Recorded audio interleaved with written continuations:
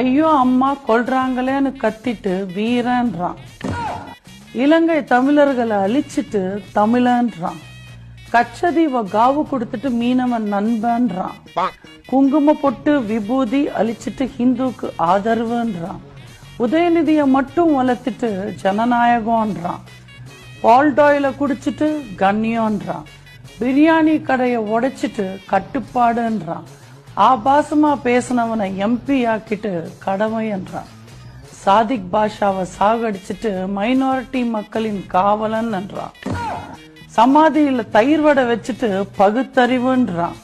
குடும்பத்துல இருக்கிற எல்லாருக்கும் பதவி போட்டு கொடுத்துட்டு வேலை வாய்ப்புன்றான். இப்படி நாதாரித்தனத்தை நாசூக்கா பண்றவன் தான் திமுக காரன். திமுகக்கு ஓட்டு போடுறதும் குரங்குக்கு கோட்டு போடுறதும் ஒண்ணுதான். சுத்த வேஸ்ட்.